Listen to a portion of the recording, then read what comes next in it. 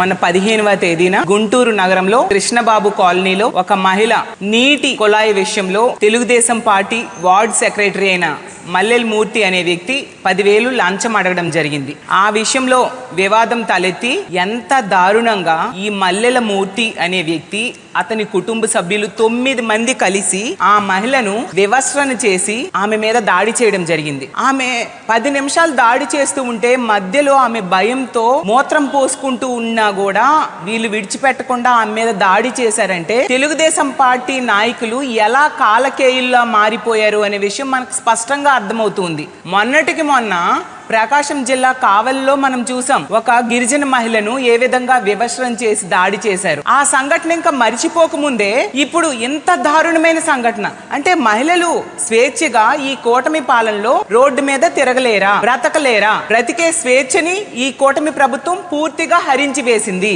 ఈ సంఘటనల కారకులు కూడా, ఇలాంటి సంఘటనలు జరుగుతూ ఉంటే వీటి కారకులు కూడా ఎక్కువగా తెలుగుదేశం పార్టీ నాయకులు లేదా కార్యకర్తలు, ఆ కూటమిలో ఉండే వ్యక్తులే అవుతూ ఉన్నారు.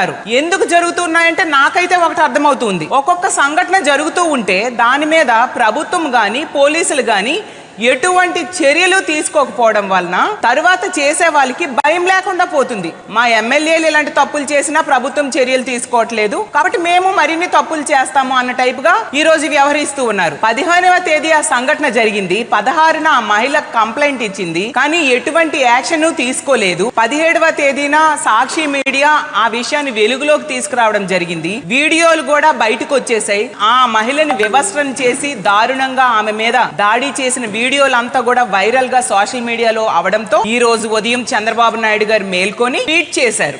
అప్పుడు పోలీసులు, మన రాష్ట్రంలో ఉన్న పోలీస్ వ్యవస్థ మేల్కొని వాళ్ళు అతన్ని, ఈ మల్లెల మూర్తి అనే వ్యక్తిని అరెస్ట్ చేశామని చెప్పడం జరిగింది.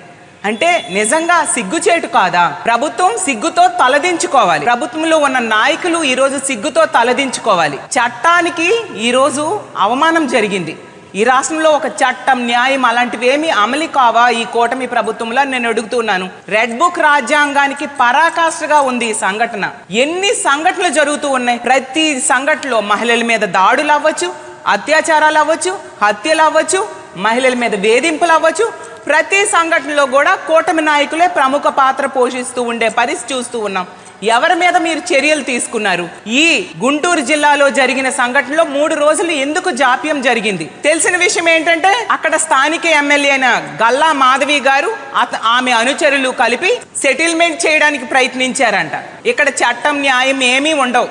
రెడ్ బుక్ రాజ్యాంగం, వాళ్ళ అనుచరులు ఏం చేసినా, మహిళల్ని వేధించినా ఎటువంటి చర్యలు ఉండవు. నాయకులే ఇలా చేస్తూ ఉంటే ఎటువంటి చర్యలు తీసుకోవట్లేదు. కాబట్టి ఈ రోజు గ్రామ స్థాయిలో, అలాగే వార్డు స్థాయిలో, డివిజన్ స్థాయిలో కూడా తెలుగుదేశం పార్టీ కార్యకర్తలు ఈ రోజు ఇలాంటి దుర్మార్గకరమైన సంఘటనలు చేస్తూ ఉండే పరిస్థితి మనం చూస్తూ ఉన్నాం. తెలుగుదేశం పార్టీ అంటే, టీడీపీ అంటే తెలుగుదేశం పార్టీ గాని, ఈ ఆంధ్రప్రదేశ్ రాష్ట్రంలో టీడీపీ అంటే తెలుగు దుశ్శాసన పార్టీగా మారిపోయింది.